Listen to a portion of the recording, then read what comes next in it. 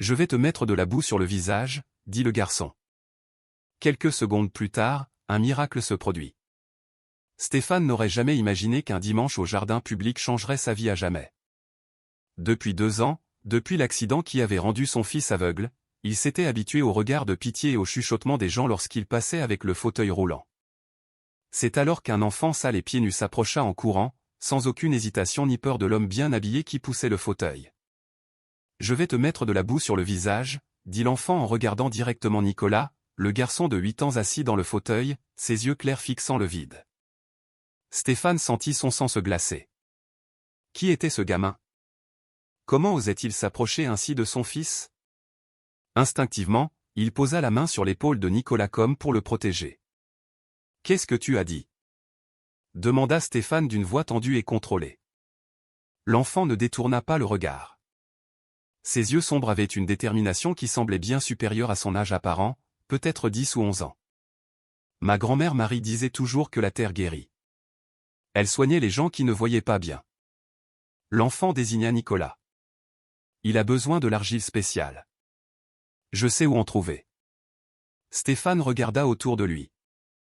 Le jardin public était bondé pour un dimanche après-midi, mais personne ne semblait prêter attention à l'étrange conversation qui se déroulait. Des familles se promenaient sur les sentiers, des enfants jouaient sur les aires de jeu, des couples amoureux s'embrassaient sur les bancs. Tout était normal, sauf ce moment surréaliste. « Écoute, petit, je ne sais pas qui tu es, mais... » Papa, l'interrompit Nicolas, tournant la tête vers la voix de l'enfant. C'était la première fois depuis des mois que Stéphane voyait son fils montrer de l'intérêt pour quelque chose. « Qui est-ce » L'enfant s'accroupit près du fauteuil, se mettant à la hauteur de Nicolas. « Je m'appelle Lucas. »« Ta grand-mère vit toujours ?» Lucas secoua la tête. Ses yeux s'attristèrent un instant. « Elle est partie le mois dernier, mais avant de partir, elle m'a appris beaucoup de choses. Sur les plantes, sur la terre qui guérit, sur comment aider les gens qui souffrent. » Stéphane sentit un serrement dans sa poitrine. La façon dont l'enfant parlait avait une sincérité impossible à ignorer, mais en même temps, tout cela semblait trop absurde pour être pris au sérieux. « Lucas, c'est ça? Écoute, je comprends que tu veuilles aider, mais mon fils a un problème sérieux. Il a perdu la vue il y a 2 ans et les meilleurs médecins du pays ont déjà tout essayé.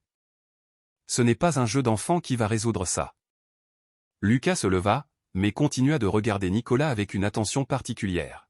« Les médecins ont dit qu'il n'y a pas de remède ?» demanda-t-il d'une voix douce mais ferme. Stéphane hésita. En réalité, les médecins n'avaient jamais pu expliquer exactement ce qui s'était passé. Après l'accident de voiture, Nicolas avait été dans le coma pendant 1 semaine. Quand il s'était réveillé, il ne pouvait plus voir, mais tous les examens montraient qu'il n'y avait aucun dommage physique aux yeux ou au cerveau. C'était comme s'il avait simplement éteint sa vision. « C'est compliqué », répondit Stéphane, ne voulant pas entrer dans les détails avec un inconnu. « Papa, je veux essayer », dit soudain Nicolas, faisant se retourner Stéphane de surprise. « Nicolas, mon fils, tu ne sais même pas bien de quoi nous parlons. Je sais que je ne peux rien voir depuis longtemps et je sais que ça te rend triste, même si tu essaies de le cacher. » Nicolas tendit la main vers Lucas. « Je peux toucher ton visage ?» Lucas s'approcha immédiatement et laissa Nicolas toucher son visage avec ses petites mains. Stéphane observa la scène avec un mélange d'inquiétude et de curiosité. C'était rare de voir Nicolas interagir avec d'autres enfants. Depuis l'accident, il était devenu très renfermé. « Tes mains sont sales de terre », commenta Nicolas avec un petit sourire apparaissant sur son visage pour la première fois depuis des semaines. « C'est parce que je creusais près du ruisseau, près des collines du Luberon. Il y a une sorte de boue spéciale là-bas. Ma grand-mère Marie disait que cette terre a des pouvoirs de guérison parce qu'elle est près de l'eau qui naît de la colline. » Lucas parla avec le naturel de quelqu'un qui a grandi en écoutant ces histoires. Stéphane secoua la tête. Cela devenait ridicule. Il était un entrepreneur prospère, ingénieur diplômé, qui avait bâti une entreprise à partir de rien. Il ne pouvait pas être là à écouter des histoires de boue magique. « D'accord, ça suffit. Lucas, c'était un plaisir de te rencontrer, mais nous devons partir maintenant. »« Papa, attends. » Nicolas agrippa le bras de son père plus fort que d'habitude. « S'il te plaît, juste cette fois. Qu'est-ce qui peut arriver de mal? Stéphane regarda son fils. Nicolas demandait rarement quelque chose. Depuis l'accident, il était devenu un enfant trop obéissant, comme s'il avait perdu sa volonté propre en même temps que la vue. Voir un peu de détermination revenir était réconfortant et inquiétant à la fois. Nicolas, fils, je comprends que tu veuilles essayer n'importe quoi, mais cela n'a pas de sens. La boue ne guérit pas la cécité. Ma grand-mère Marie a guéri 3 personnes comme ça, insista Lucas. L'une d'elles était une fille qui avait perdu la vue après une très grande frayeur.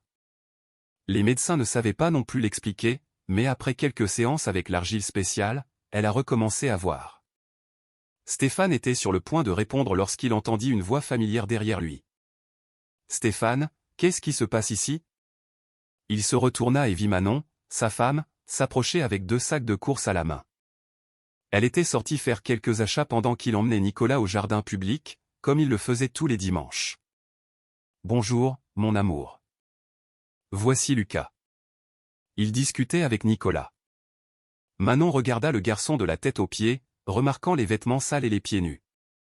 Son expression changea immédiatement. Discuter de quoi? Lucas, percevant la tension dans l'air, fit un pas en arrière. Je voulais juste aider. Je sais que je peux l'aider à voir de nouveau. Manon laissa échapper un rire sans humour. Ah oui. Et comment comptes-tu faire ça exactement? Avec l'argile spéciale des collines, ma grand-mère Marie m'a appris. Ta grand-mère. Manon regarda Stéphane avec une expression qui disait clairement ce qu'elle pensait de tout cela. Stéphane, s'il te plaît, dis-moi que tu ne prends pas ça au sérieux. Bien sûr que non. Je veux essayer, maman, interrompit Nicolas. Manon s'agenouilla près du fauteuil de son fils, sa voix devenant plus douce. Nicolas, mon amour, je sais que tu veux aller mieux. Nous le voulons tous, mais ce n'est pas comme ça que ça marche. Tu dois faire confiance aux médecins, pas à.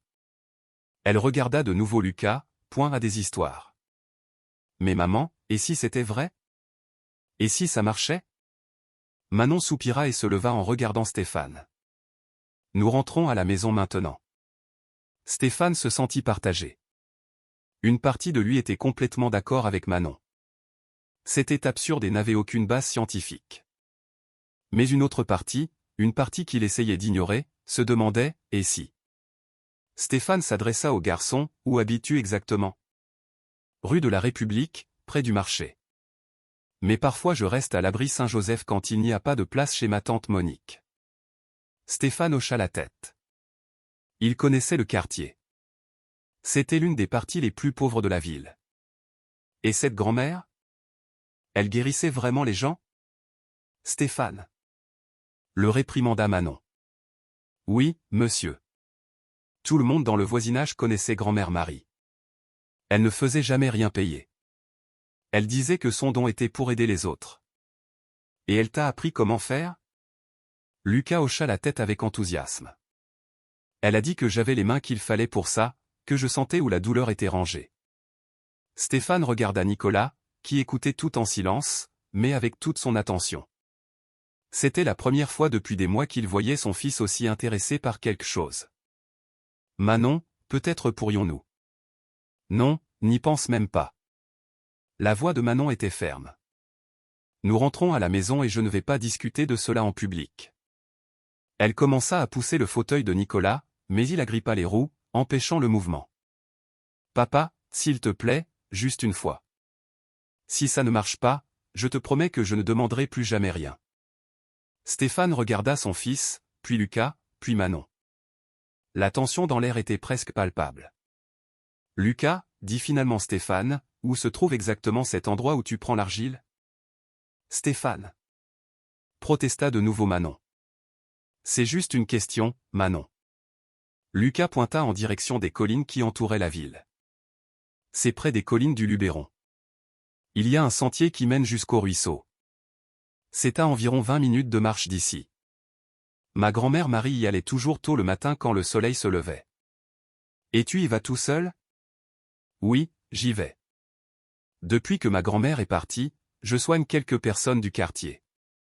Rien de très grave, juste des maux de dos et des choses comme ça, mais je n'ai jamais essayé d'aider quelqu'un qui ne voit pas. Stéphane prit une décision qui le surprit lui-même. D'accord. Et si tu venais à notre maison demain? On en parlera mieux, sans se presser. Stéphane, es-tu devenu fou? Chuchota Manon, mais assez fort pour que tout le monde entende.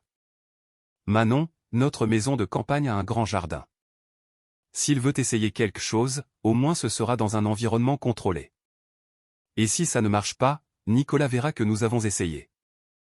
Lucas sourit pour la première fois depuis que la conversation avait commencé. Vous me permettriez vraiment de le faire? On en parlera demain.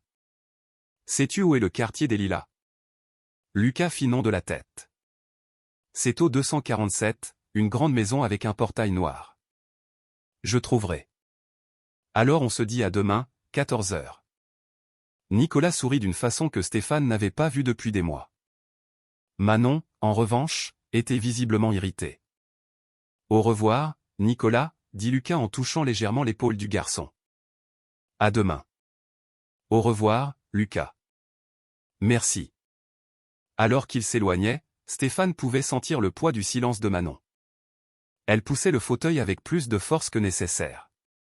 Stéphane, j'espère que tu sais ce que tu fais, dit-elle finalement quand ils arrivèrent à la voiture. Je l'espère aussi, murmura Stéphane, aidant Nicolas à entrer dans le véhicule. Sur le chemin du retour, Nicolas était plus animé qu'il ne l'avait été depuis des mois. Il posait des questions sur le jardin public, sur les gens qui étaient là, sur les sons qu'il avait entendus. C'était comme si quelque chose s'était réveillé en lui. Manon, de son côté, resta silencieuse pendant tout le trajet. Stéphane savait qu'il aurait une conversation difficile devant lui. Quand ils arrivèrent à la maison de campagne de Stéphane, une bâtisse imposante dans le quartier le plus exclusif, Stéphane aida Nicolas à sortir de la voiture tandis que Manon entra directement, laissant les sacs de course dans le vestibule. « Papa » dit Nicolas pendant que Stéphane l'aidait avec sa ceinture de sécurité.